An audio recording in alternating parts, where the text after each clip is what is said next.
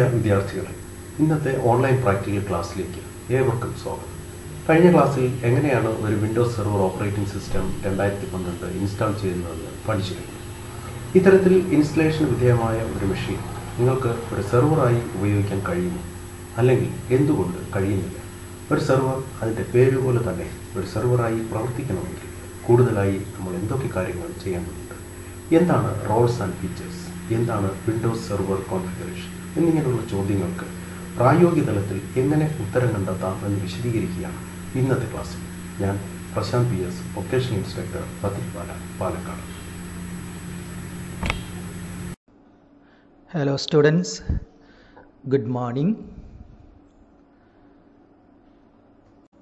Students, നമ്മളിവിടെ ചർച്ച ചെയ്യാൻ പോകുന്നത് installation and configuration of network operating system Windows server എന്ന പാഠഭാഗത്തിലെ പ്രായോഗിക പരിശീലനവുമായി ബന്ധപ്പെട്ട കാര്യങ്ങളാണ്.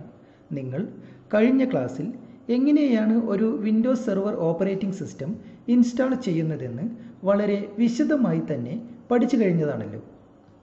ഒരു Windows server operating system install ചെയ്തു കഴിഞ്ഞതിന് ശേഷം ഇതിൽ കൂടുതലായി നാം എന്തെങ്കിലും ചെയ്യേണ്ടതുണ്ടോ? ഉത്തരം യെസ് എന്നാണ്. നിങ്ങൾ ഓപ്പറേറ്റിംഗ് സിസ്റ്റം ഇൻസ്റ്റാൾ ചെയ്തതിന് ശേഷം അതിൻ്റെ അഡ്മിനിസ്ട്രേറ്റർ യൂസർ ഐഡിയും പാസ്വേഡും സെറ്റ് ചെയ്ത് കഴിഞ്ഞതാണല്ലോ.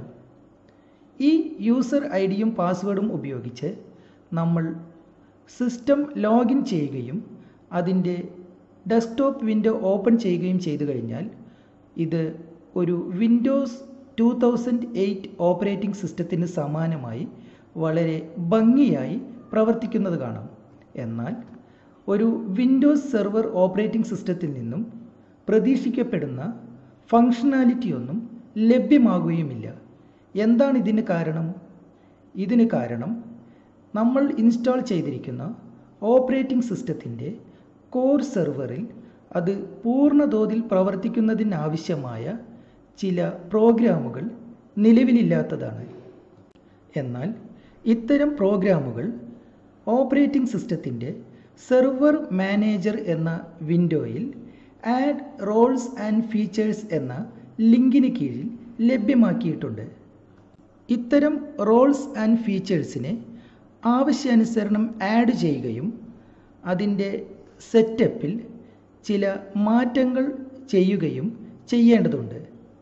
ഈ പ്രക്രിയയെ നമ്മൾ configuration of Windows operating system എന്ന് വിളിക്കുന്നു. ഇനി നമുക്ക് റോൾസും ഫീച്ചേഴ്സും തമ്മിലുള്ള പ്രധാന വ്യത്യാസം എന്താണെന്ന് നോക്കാം. സ്റ്റുഡൻസ്, നിങ്ങൾ സിനിമ കാണാറുണ്ടോ?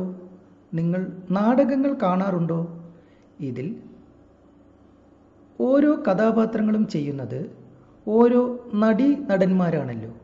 അതായത് ഓരോ നടന്മാർക്കും ഓരോ കഥാപാത്രങ്ങളുടെ റോളുകൾ നിർവഹിക്കാനുണ്ട്. അതുപോലെ തന്നെ സെർവറിന് നെറ്റ്വർക്കിൽ നിർവഹിക്കാനുള്ള റോളുകളെയാണ് നമ്മളിവിടെ റോൾസ് എന്ന് പറയുന്നത്. ഫീച്ചേഴ്സ് എന്നാൽ സെർവറിന് ലഭ്യമാക്കുന്ന അഡീഷണൽ ക്യാപ്പബിലിറ്റിയാണ്. ഇവിടെ ഏതാനും റോളുകളുടെ പേരുകൾ ലിസ്റ്റ് ചെയ്തിരിക്കുന്നത് കാണാം.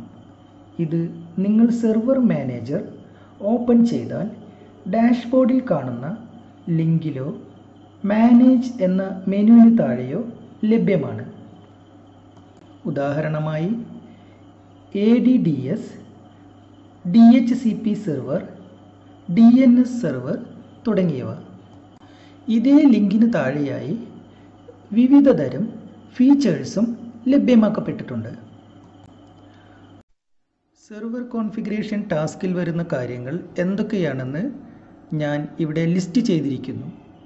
ഇതിൽ നമ്മൾ ഈ ക്ലാസ്സിൽ എന്തൊക്കെ കാര്യങ്ങളാണ് പരിചയപ്പെടാൻ പോകുന്നത് എന്ന് പച്ച നിറത്തിൽ അടയാളപ്പെടുത്തിയിരിക്കുന്നു.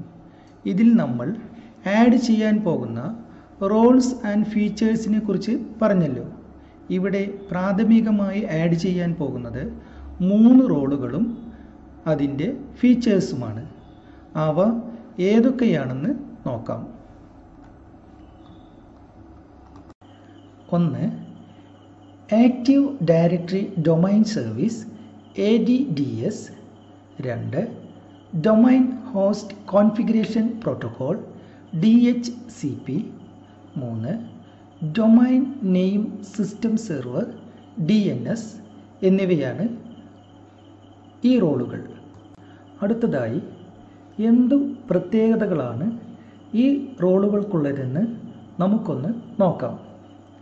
ഇവിടെ ആക്റ്റീവ് ഡയറക്ടറി അഥവാ ADDS നെറ്റ്വർക്കിലുള്ള കമ്പ്യൂട്ടറുകളുടെയും യൂസേഴ്സിൻ്റെയും വിവരങ്ങൾ ഒബ്ജക്റ്റുകളാക്കി ഒരു ഡാറ്റാബേസ് പോലെ സൂക്ഷിച്ചു വയ്ക്കുന്നു. മാത്രമല്ല കോർ സെർവറിന് വേണ്ട അടിസ്ഥാന സൗകര്യങ്ങൾ ഒരുക്കുന്നതിൽ ഈ 3 സർവീസുകളും വളരെ വലിയ പങ്ക് തന്നെ വഹിക്കുന്നു. സ്റ്റുഡൻസ്, നിങ്ങൾ ഡൊമൈൻ കൺട്രോളർ എന്ന് കേട്ടിട്ടുണ്ടോ? എന്താണ് ഡൊമൈൻ കൺട്രോളർ? കോർ സെർവറിൽ ആക്റ്റീവ് ഡയറക്ടറി റൺ ചെയ്യുകയും നെറ്റ്വർക്കിലുള്ള യൂസേഴ്സിൻ്റെ ഓതൻറ്റിക്കേഷനും ഓതറൈസേഷനും വേണ്ടി ഇതിൻ്റെ ഡാറ്റാ സ്റ്റോറിൽ ഉള്ള വിവരങ്ങൾ ഉപയോഗിക്കുകയും ചെയ്യുന്നു എങ്കിൽ അതിനെ നമുക്ക് ഡൊമൈൻ കൺട്രോളർ എന്ന് വിളിക്കാം. ഇവിടെ ആക്റ്റീവ് ഡയറക്ടറിയുടെ പ്രവർത്തനങ്ങൾക്ക് വേണ്ട സപ്പോർട്ട് നൽകുന്നത് DHCPയും DNSഉം ചേർന്നാണ്. അടുത്തതായി ഈ ഓരോ റോളുകളും എന്തൊക്കെ സർവീസുകളാണ് പ്രൊവൈഡ് ചെയ്യുന്നത് എന്ന് നമുക്കൊന്ന് പരിശോധിക്കാം. ADDS നമ്മൾ നേരത്തെ ചർച്ച ചെയ്തതുപോലെ തന്നെ ആക്റ്റീവ് ഡയറക്ടറിയുടെ ഡാറ്റ സ്റ്റോറിൽ നിന്നും നെറ്റ്വർക്കിലുള്ള യൂസേഴ്സിൻ്റെയും കമ്പ്യൂട്ടറുകളുടെയും വിവരങ്ങൾ ശേഖരിച്ചു വയ്ക്കുകയും ഡൊമൈൻ കൺട്രോളിലേക്ക് ആഡ് ചെയ്യപ്പെടുന്ന യൂസേഴ്സിന് ഒരു സിംഗിൾ ലോഗോണിലൂടെ തന്നെ നെറ്റ്വർക്കിലുള്ള റിസോഴ്സസിനെ ലഭ്യമാക്കുകയും ചെയ്യുന്നു. DHCP സെർവർ കോർ സെർവറിനെ ഒരു കേന്ദ്രീകൃത രീതിയിൽ കൺഫിഗർ ചെയ്യുന്നതിനും മാനേജ് ചെയ്യുന്നതിനും സാധ്യമാക്കുന്നു. മാത്രമല്ല ക്ലയൻസിന് ടെമ്പററി IP അഡ്രസ്സും അനുബന്ധ വിവരങ്ങളും ലഭ്യമാക്കുകയും ചെയ്യുന്നു. DNS ഒരു ആൽഫബറ്റിക് ഡൊമൈൻ നെയിമിൻ ന്യൂമറിക്കൽ IP അഡ്രസ്സുമായി മാപ്പ് ചെയ്യുന്നു. ഇനി നമ്മൾ വിൻഡോസ് സെർവർ കൺഫിഗറേഷൻ പ്രോസസ്സ് ആരംഭിക്കുന്നതിന് മുൻപായി അല്പം ചില കാര്യങ്ങൾ കൂടി ചർച്ച ചെയ്യേണ്ടതുണ്ട്. അതായത് ആക്റ്റീവ് ഡയറക്ടറി എന്താണെന്ന് നിങ്ങൾ മനസ്സിലാക്കിയല്ലോ. ഇത് പ്രൊവൈഡ് ചെയ്യുന്നത് ADDS സെർവർ ആണ്. അതുപോലെ തന്നെ DHCP സെർവർ നെറ്റ്വർക്കിലുള്ള മറ്റു കമ്പ്യൂട്ടറുകൾക്കും മറ്റും ഡൈനാമിക് IP അഡ്രസ് പ്രൊവൈഡ് ചെയ്യുന്നു. എന്നാൽ DNS സെർവർ ആകട്ടെ IP അഡ്രസ്സിനെ ഒരു ഫുള്ളി ക്വാളിഫൈഡ് ഡൊമൈൻ നെയിമുമായി ബന്ധിപ്പിക്കുന്നു. ഇവിടെ നിങ്ങൾ ഒരു കാര്യം മനസ്സിലാക്കേണ്ടത്, താരതമ്യേന വലിയ നെറ്റ്വർക്കുകളിൽ, ഉദാഹരണം ഒരു 100 യൂസേഴ്സ് അല്ലെങ്കിൽ ഒരു 1000 യൂസേഴ്സ് അല്ലെങ്കിൽ അതിനു മുകളിൽ യൂസേഴ്സ് ഉള്ള നെറ്റ്വർക്കുകൾക്ക് ഈ 3 സർവീസുകളും ഒരുപക്ഷെ സെപ്പറേറ്റ് സെർവറുകളായി തന്നെ പ്രവർത്തിക്കുന്നു. എന്നാൽ താരതമ്യേന ചെറിയ നെറ്റ്വർക്കുകളിൽ, ഉദാഹരണത്തിന് നമ്മൾ ഓഫീസിൽ ഉപയോഗിക്കുന്ന നെറ്റ്വർക്ക് അല്ലെങ്കിൽ ഒരു ലാബിൽ ഉപയോഗിക്കുന്ന നെറ്റ്വർക്ക് എന്നിവയുടെ പ്രവർത്തനങ്ങളിൽ ഈ 3 സർവീസുകളും ഒരേ കോർ സെർവറിൽ തന്നെ റൺ ചെയ്യുന്നു. അടുത്തതായി നമ്മൾ ഈ 3 റോൾസ് ആൻഡ് ഫീച്ചേഴ്സും ആഡ് ചെയ്തു കഴിഞ്ഞാൽ അടുത്ത പ്രധാന പ്രോസസ്സ് എന്ന് പറയുന്നത് ADDS സെർവറിനെ ഒരു ഡൊമൈൻ കൺട്രോളറിലേക്ക് പ്രൊമോട്ട് ചെയ്യുക എന്നുള്ളതാണ്. ഡൊമൈൻ കൺട്രോളർ അല്ലെങ്കിൽ DC എന്താണെന്ന് നമ്മൾ നേരത്തെ തന്നെ ചർച്ച ചെയ്തതാണല്ലോ. എന്തിനാണ് ഈ ജോലിയെല്ലാം മൈക്രോസോഫ്റ്റ് യൂസേഴ്സിൻ്റെ തലയിലേക്ക് വെച്ചിരിക്കുന്നത് എന്നാവും നിങ്ങളിപ്പോൾ ചിന്തിക്കുന്നത്. എന്നാൽ യഥാർത്ഥത്തിൽ ഇവിടെ അവർ യൂസേഴ്സിന് കൊടുത്തിരിക്കുന്നത് വലിയ ഒരു ഫെസിലിറ്റിയാണ്. അതായത് the way of setting up a server to the user desired format within a limited environment, what we call the term configuration of Windows Server operating system. അഥവാ ഒരു യൂസറിൻ്റെ ആഗ്രഹത്തിനും ആവശ്യത്തിനും അനുസരിച്ച് സെർവറിൻ്റെ സെറ്റപ്പിൽ വരുത്താവുന്ന ചില മാറ്റങ്ങളെയാണ് കൺഫിഗറേഷൻ എന്ന് നാം വിളിക്കുന്നത്.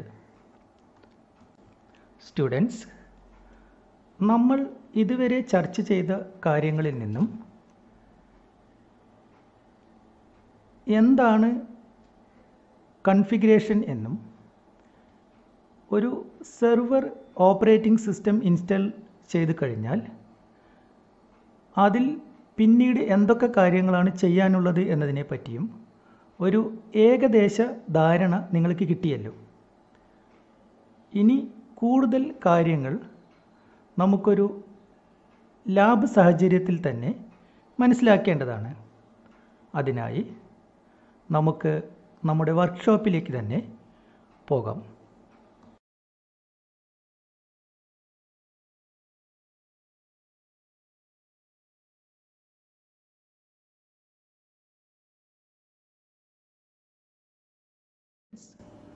നിങ്ങളിവിടെ കാണുന്നത് നമ്മൾ നേരത്തെ ഇൻസ്റ്റാൾ ചെയ്തു വെച്ച വിൻഡോസ് സെർവർ 2012 R2 ഓപ്പറേറ്റിംഗ് സിസ്റ്റത്തിൻ്റെ ഡെസ്ക്ടോപ്പ് വിൻഡോയാണ്.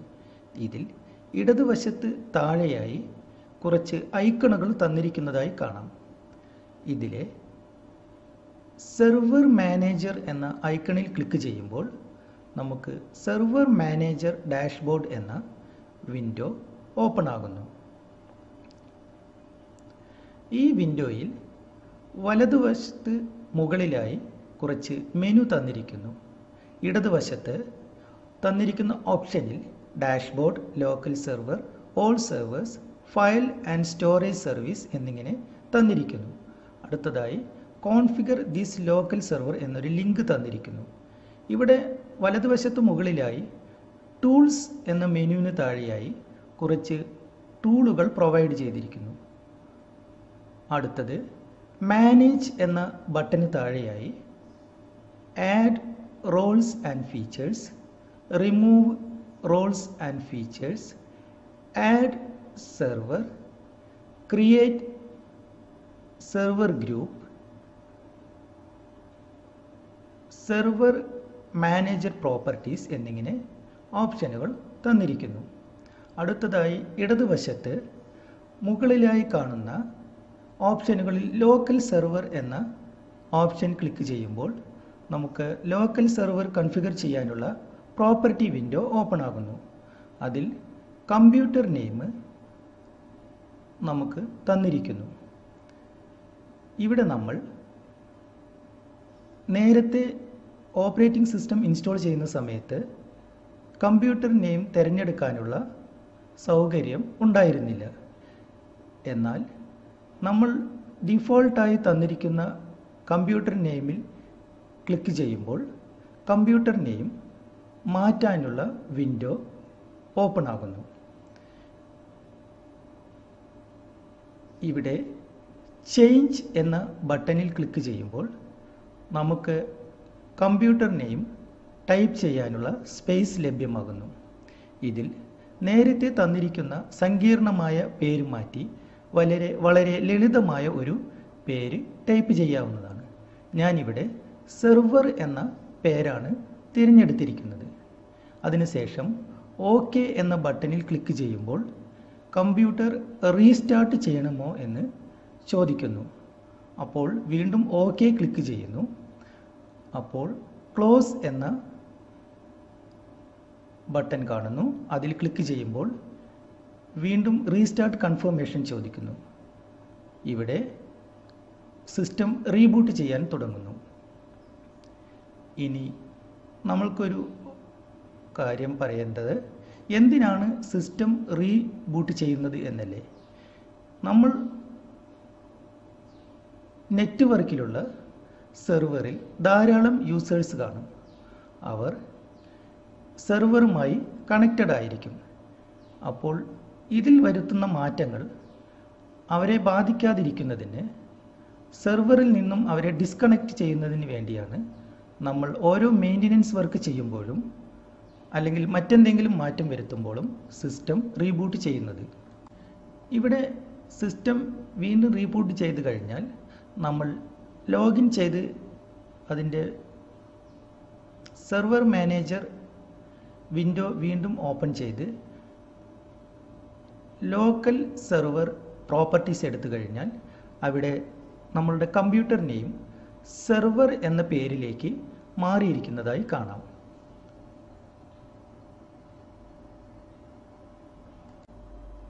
ഇവിടെ നമ്മൾ റോൾസ് ആൻഡ് ഫീച്ചേഴ്സ് ആഡ് ചെയ്യുന്നത് എങ്ങനെയെന്ന് നോക്കാം. അതായത് വലതുവശത്ത് കാണുന്ന മാനേജ് എന്ന ബട്ടണിൽ ക്ലിക്ക് ചെയ്യുമ്പോൾ നമുക്ക് ലഭിക്കുന്ന ഓപ്ഷനുകളിൽ നിന്നും ആഡ് റോൾസ് ആൻഡ് ഫീച്ചേഴ്സ് തിരഞ്ഞെടുക്കുന്നു. അപ്പോൾ add roles and features wizard open ആകുന്നു. ഇവിടെ ഡീഫോൾട്ടായി സെലക്ട് ചെയ്തിരിക്കുന്നു. അടുത്തത് നെക്സ്റ്റ് ക്ലിക്ക് ചെയ്യുമ്പോൾ വീണ്ടും ഡിഫോൾട്ടായി സെലക്ട് ചെയ്തിരിക്കുന്നു. വീണ്ടും നെക്സ്റ്റ് തന്നെ ക്ലിക്ക് ചെയ്യാം. അപ്പോൾ നമുക്ക് റോൾസ് ആൻഡ് ഫീച്ചേഴ്സിൻ്റെ ലിസ്റ്റിൽ ലഭ്യമാകുന്നു. ഇവിടെ തന്നിരിക്കുന്ന റോൾസുകളുടെ ലിസ്റ്റിൽ നിന്നും നമ്മൾ ADDS ആദ്യമായി സെലക്ട് ചെയ്യുന്നു. വീണ്ടും നെക്സ്റ്റ് ക്ലിക്ക് ചെയ്താൽ ആഡ് ഫീച്ചേഴ്സ് എന്ന ഒരു ബട്ടൺ കാണുന്നു. ഇതിൽ ആഡ് ഫീച്ചേഴ്സ് ക്ലിക്ക് ചെയ്ത് കഴിഞ്ഞാൽ വീണ്ടും നമ്മൾ പഴയ ലിസ്റ്റിലേക്ക് തിരിച്ചു പോകുന്നു. ഇവിടെ DHCP സെർവർ സെലക്ട് ചെയ്ത് ആഡ് ഫീച്ചേഴ്സ് കൊടുക്കുന്നു. അപ്പോൾ ഒരു വാർണിംഗ് വിൻഡോ പ്രത്യക്ഷപ്പെടുന്നു. ഇത് പിന്നീട് നമുക്ക് സോർട്ട് ഔട്ട് ചെയ്യേണ്ട കാര്യങ്ങളാണ്. കണ്ടിന്യൂ ക്ലിക്ക് ചെയ്യുമ്പോൾ വീണ്ടും പഴയ ലിസ്റ്റിലേക്ക് തന്നെ തിരിച്ചു പോകുന്നു. അതിൽ നിന്ന് നമ്മൾ DNS സെലക്ട് ചെയ്യുന്നു, ആഡ് ഫീച്ചേഴ്സ് കൊടുക്കുന്നു. അപ്പോൾ വീണ്ടും വാർണിംഗ് വിൻഡോ ഓപ്പൺ ആകുന്നു. പഴയ പോലെ കണ്ടിന്യൂ ക്ലിക്ക് ചെയ്യുന്നു. വീണ്ടും ലിസ്റ്റ് ചെയ്യുന്നു റോൾസ്. ഇതിൽ നമ്മൾ നെക്സ്റ്റ് ക്ലിക്ക് ചെയ്ത് കഴിയുമ്പോൾ വീണ്ടും നെക്സ്റ്റ് ക്ലിക്ക് ചെയ്യാം. വീണ്ടും നെക്സ്റ്റ് തന്നെ ക്ലിക്ക് ചെയ്യാം. വീണ്ടും നെക്സ്റ്റ് ക്ലിക്ക് ചെയ്യാം. വീണ്ടും നെക്സ്റ്റ് ക്ലിക്ക് ചെയ്യുമ്പോൾ ആവശ്യമുള്ളപ്പോൾ സിസ്റ്റം റീസ്റ്റാർട്ട് ചെയ്യണമോ എന്ന് ചോദിക്കുന്നു. അപ്പോൾ നമ്മൾ അത് മാർക്ക് ചെയ്ത് സെലക്ട് ചെയ്യുന്നു. അപ്പോൾ യെസ് എന്ന കൺഫർമേഷൻ സെലക്ട് ചെയ്യുന്നു. വീണ്ടും ഇൻസ്റ്റാൾ എന്ന ബട്ടണിൽ ക്ലിക്ക് ചെയ്യുമ്പോൾ നമ്മളുടെ റോൾസ് ആൻഡ് ഫീച്ചേഴ്സ് ഇൻസ്റ്റാൾ ചെയ്യുന്നതായി കാണാം. ഇൻസ്റ്റാൾ എന്ന ബട്ടൺ ക്ലിക്ക് ചെയ്തതിന് ശേഷം ഇവിടെ നമുക്ക് ആ പ്രോസസ്സിൻ്റെ സ്റ്റാറ്റസ് വിൻഡോ കാണിക്കുന്നു. മാത്രമല്ല അതിൽ നമ്മൾ ഏതൊക്കെ റോൾസ് ആൻഡ് ഫീച്ചേഴ്സാണ് സെലക്ട് ചെയ്തിരിക്കുന്നതെന്നും എന്തൊക്കെ പ്രോസസ്സാണ് അതിൽ നടക്കുന്നതെന്നും കൃത്യമായി കാണിക്കുന്നു. ഇനി നമുക്ക് ഈ ഇൻസ്റ്റലേഷൻ പ്രോസസ്സിനായി ഏകദേശം ഒരു 20-25 മിനിറ്റ് എടുക്കും. ഇവിടെ സൗകര്യത്തിന് വേണ്ടി ഞാൻ ഇത് കുറച്ച് ഫാസ്റ്റ് ആക്കുകയാണ്. ഇപ്പോൾ നമ്മൾ വീണ്ടും വിൻഡോ ഓപ്പൺ ചെയ്യുമ്പോൾ ഇൻസ്റ്റലേഷൻ ഏകദേശം പൂർത്തിയായതായി സ്റ്റാറ്റസിൽ കാണാം. ഇവിടെ നീല നിറത്തിൽ 2 കോൺഫിഗറേഷൻ ലിങ്കുകൾ തന്നിരിക്കുന്നു. ഇതിൽ promote this server into a domain controller എന്ന ലിങ്കിൽ ക്ലിക്ക് ചെയ്യുമ്പോൾ മറ്റൊരു വിൻഡോ ഓപ്പൺ ആകുന്നു. ഡിപ്ലോയ്മെൻറ്റ് കോൺഫിഗറേഷൻ വിൻഡോയിൽ add a domain controller to an existing domain, add new domain to an existing forest, add a new forest എന്നിങ്ങനെ 3 ഓപ്ഷനുകൾ തന്നിരിക്കുന്നു. ഇതിൽ നമ്മൾ ആഡ് എ ന്യൂ ഫോറസ്റ്റ് എന്ന ഓപ്ഷൻ സെലക്ട് ചെയ്യുന്നു. അപ്പോൾ നമുക്ക് റൂട്ട് ഡൊമൈൻ നെയിം എൻ്റർ ചെയ്യാനുള്ള സ്പേസ് ലഭ്യമാകുന്നു. ഇവിടെ ഞാൻ plftcp.com എന്ന് ടൈപ്പ് ചെയ്യുന്നു. നിങ്ങളും ഈ ഒരു ഫോർമാറ്റിൽ വേണം ഡൊമൈൻ നെയിം ടൈപ്പ് ചെയ്യുന്നതിനായിട്ട്. അതായത് ഒരു ഡോട്ട് എക്സ്റ്റൻഷൻ കൂടി അതിൽ ടൈപ്പ് ചെയ്യണം. ഉദാഹരണത്തിന് .com, .in, .org എന്നിങ്ങനെ. അത് കഴിഞ്ഞാൽ നമ്മളിവിടെ നെക്സ്റ്റ് എന്ന ബട്ടൺ ക്ലിക്ക് ചെയ്യുമ്പോൾ മറ്റൊരു വിൻഡോ ഓപ്പൺ ആകുന്നു. ഇതിൽ ഡൊമൈൻ കൺട്രോളർ ഓപ്ഷൻസ് തന്നിരിക്കുന്നു. അതായത് forest functional level, domain functional level എന്നിങ്ങനെ. ഇത് നമുക്ക് നമ്മളുടെ നെറ്റ്വർക്കിൽ ഏതെങ്കിലും older version of server work ചെയ്യുന്നുണ്ടെങ്കിൽ അതുകൂടെ ഇതിലേക്ക് ഉൾപ്പെടുത്താൻ വേണ്ടി സൗകര്യത്തിനാണ്. അത് കഴിഞ്ഞാൽ നമുക്ക് പാസ്വേഡ് ക്രിയേറ്റ് ചെയ്യാനുള്ള സ്പേസ് ലഭ്യമായിരിക്കുന്നു. അതിൽ ഒരു ചെറിയ കോംപ്ലിക്കേറ്റഡ് ആയിട്ടുള്ള പാസ്വേഡ് വേണം നിങ്ങൾ സെലക്ട് ചെയ്യുന്നതിന്. ഉദാഹരണത്തിന് ഒരു upper case letter, lower case letter അല്ലെങ്കിൽ നമ്പേഴ്സ് എന്നിങ്ങനെ. അത് കഴിഞ്ഞാൽ നെക്സ്റ്റ് എന്ന് ക്ലിക്ക് ചെയ്യുമ്പോൾ നിങ്ങൾക്ക് മറ്റൊരു വിൻഡോ ലഭ്യമാകുന്നു. DNS ഓപ്ഷൻസായി കൊടുത്തിരിക്കുന്നു. ഇതിൽ ഒരു വാർണിംഗ് മഞ്ഞ നിറത്തിൽ കാണുന്നു. ഇത് നമുക്ക് ഇഗ്നോർ ചെയ്യാവുന്നതാണ്. സ്പെസിഫൈ അടുത്തതായി നെക്സ്റ്റ് എന്ന ബട്ടൺ ക്ലിക്ക് ചെയ്യുമ്പോൾ വീണ്ടും മറ്റൊരു വിൻഡോ, അഡീഷണൽ ഓപ്ഷൻസ് എന്ന വിൻഡോ തന്നിരിക്കുന്നു. ഇതിൽ ഡിഫോൾട്ടായി നമ്മളുടെ ഡൊമൈൻ നെയിം കൊടുത്തിട്ടുണ്ട്. വീണ്ടും നെക്സ്റ്റ് ക്ലിക്ക് ചെയ്യുമ്പോൾ മറ്റൊരു വിൻഡോ ഓപ്പൺ ആകുന്നു. ഇത് നമുക്ക് ഫയലും ഡാറ്റാബേസും സേവ് ചെയ്യാനുള്ള ലൊക്കേഷൻസ് തിരഞ്ഞെടുക്കാനുള്ള ഓപ്ഷനുകളാണ്. ഇതിൽ ഡിഫോൾട്ടായി കൊടുത്ത ഓപ്ഷനുകളാണ് ഞാനിവിടെ സെലക്ട് ചെയ്യുന്നത്.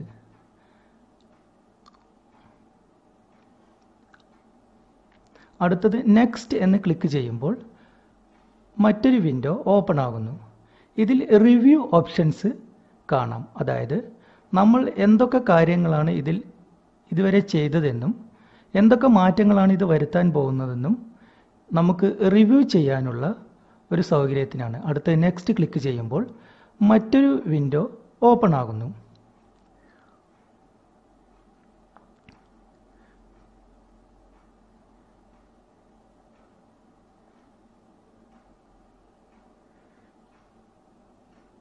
ഇവിടെ ചില പ്രോസസ്സുകൾ നടക്കുന്നു.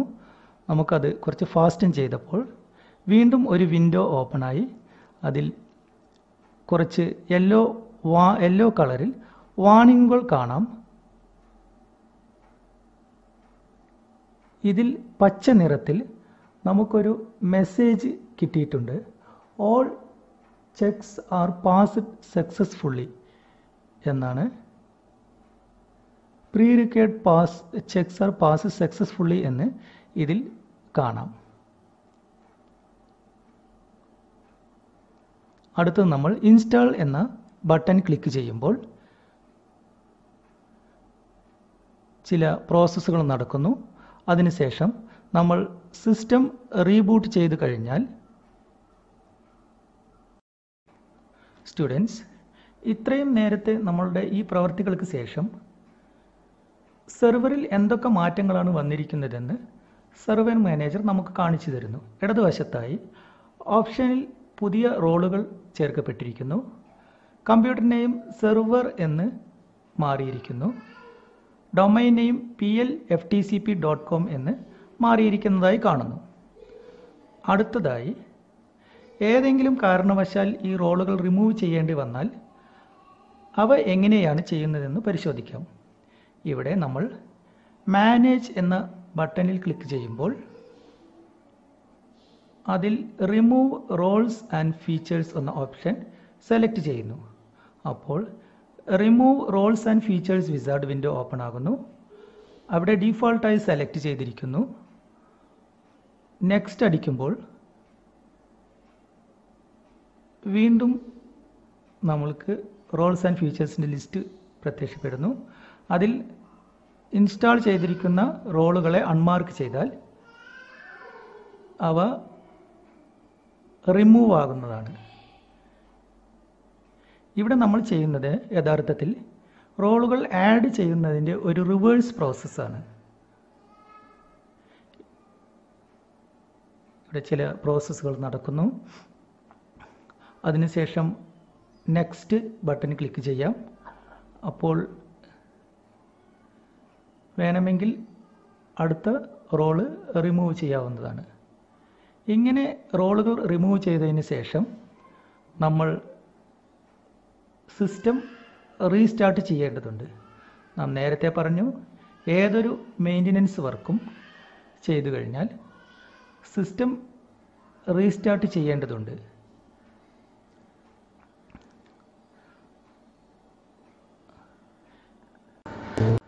സ്റ്റുഡൻസ്, ഇതോടുകൂടി ഈ ക്ലാസ് ഇവിടെ പൂർണ്ണമാകുന്നു.